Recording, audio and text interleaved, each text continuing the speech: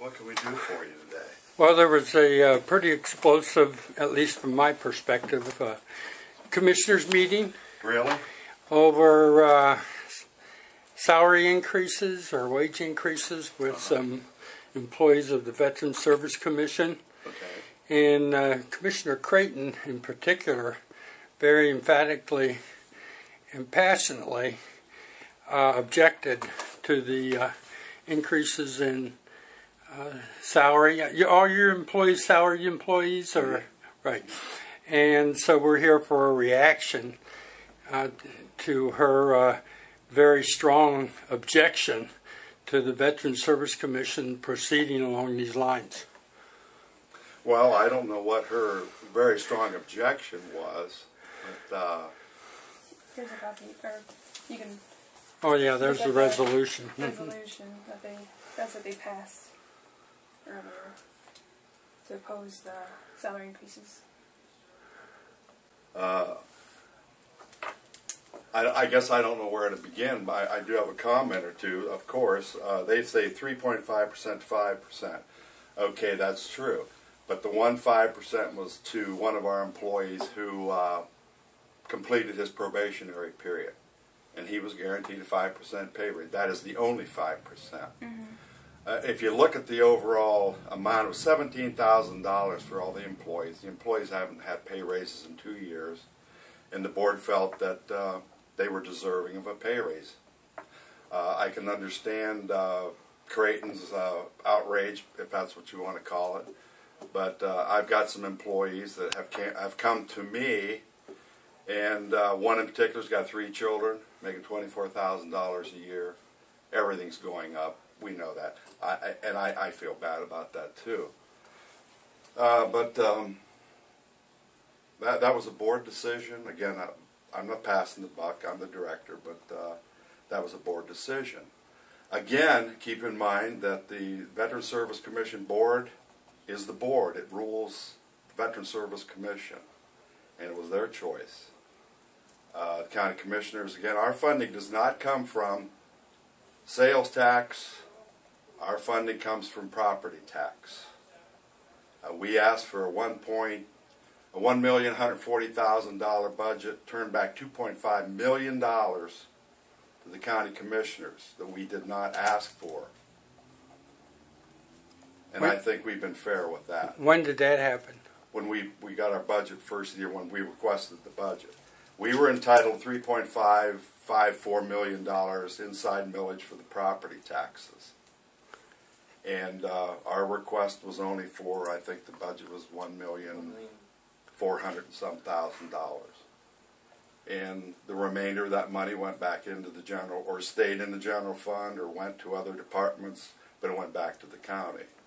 Again, I like to emphasize the fact that this is not sales tax money. This property tax.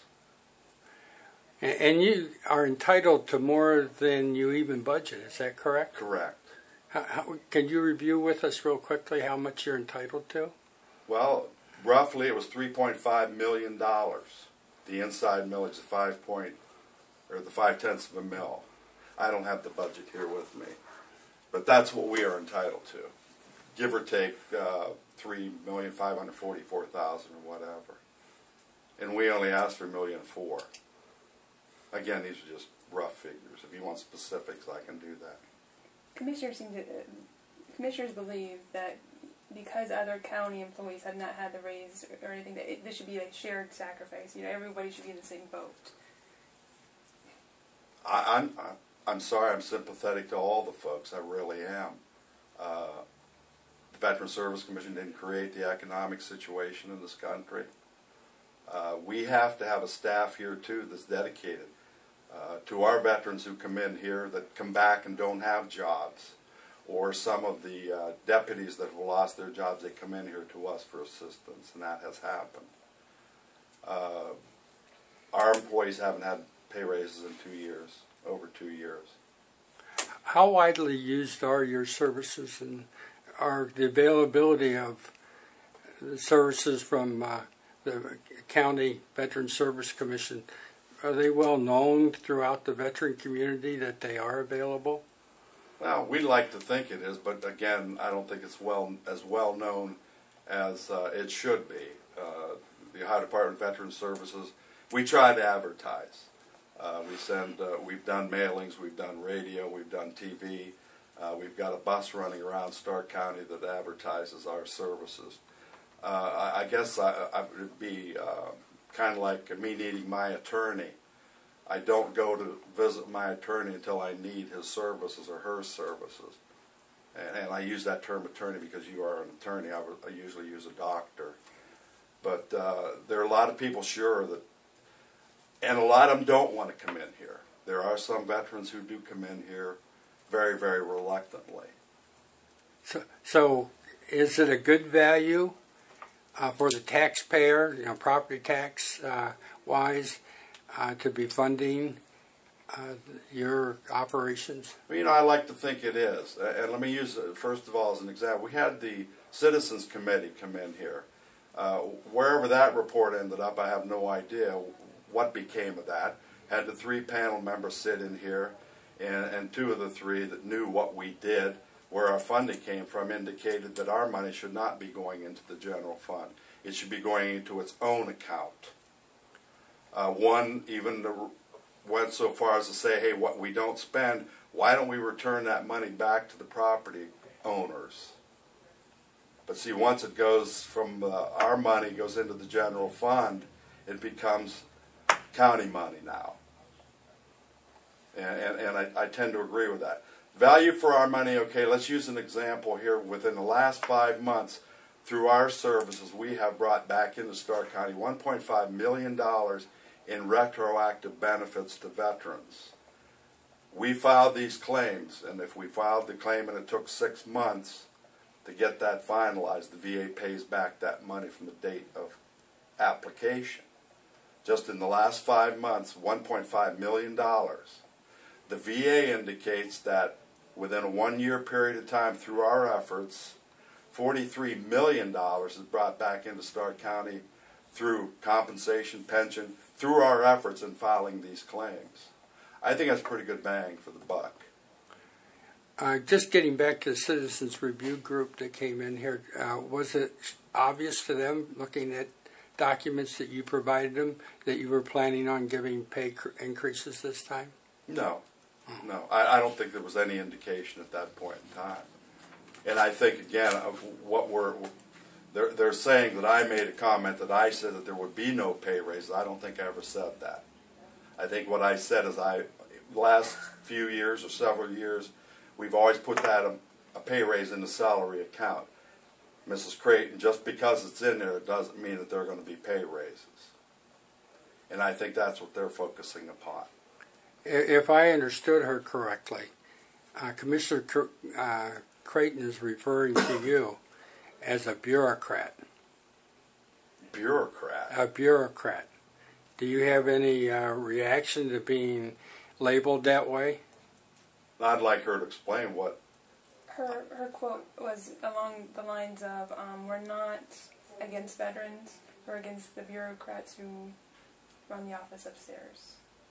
That's along the line. I think that's pretty harsh terms to use. I don't think I'm a bureaucrat. I'm not elected.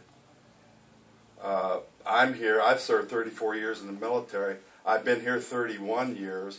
I love what I do. I could have done anything. I was a teacher at one time, but I like it. Doing what I like to do is help the veterans, and that's my purpose in life. A bureaucrat, I think maybe she needs to go look what the definition is. Maybe her outrage is making her thoughts a little clouded here. I'm not fighting the county. I'm not fighting the county commissioners. We have always gotten along for the most part. They're the ones, obviously, that brought this to the media. They said there were not going to be any pays. Mrs. Creighton, Commissioner Creighton, said there would not be any pays up, but she was outraged that the board would do that. Okay, why would you single out these people when the board makes the decisions? Because she wasn't going to sign off on the payroll. Correct, she was not going to sign off on the payroll. And that's been changed now. The commissioners no longer sign off on the payroll. And I would be more than happy to give you a copy of Mr. Ferrero's finding Yeah. And then you can get Mr. Hankey's comeback, the last sentence that they're going to go. Could we have a public. copy of that? Absolutely. Yeah. Thank you. Because I'd like you to read it and understand it, because this is an Ohio Supreme Court decision, and that's what this is. Did anybody go without a pay raise because of Commissioner Creighton's refusal to sign? Was No. there one? No, Was that made up subsequently then? As I understood how she described it, she stood in the way of an increase for the time that she wouldn't sign it. correct. And did that stick, or did you go around that? Well, we did not. Well, the commissioner talked to Mr. Harold, and they worked it out, and we said, okay, we'll put the pay raises on hold. We'll accept the regular pay as it was, and that's what they went 2 pays without a pay raise. Okay, so she was effective in stopping it for a short period of time. Correct. And will that money be made up maybe in a later, like at the end of the year check or anything? No. Okay. Well, It's you just going know, forward from in fact, that came up in the board meeting today. Okay. And again, a bureaucrat. My feelings are the guy who was owed that 5% pay raise, guaranteed that if he made it through probation, he's going to get that. We're going to go after that. Okay. And again, I think we can if you read what the Supreme Court says. And you had to have an indication, and the board had some kind of inkling that the commissioners would not be happy with granting any kind of pay raise. Was there any talk about maybe just talking to the commissioners ahead of time, or because the board has the authority to do it, they just made that decision and decided that they had no need to talk to the commissioners? Well, that's how the board felt. They do have that authority by our revised code and by law. They did not feel that it was necessary to talk to the county commissioners. Okay. And again, we had Mr. Burnaby up here who came up and spoke to the board last board meeting and pointed a finger at me and said, why didn't I come downstairs and tell them? And I said, I don't work for you, I work for this board. Mm-hmm.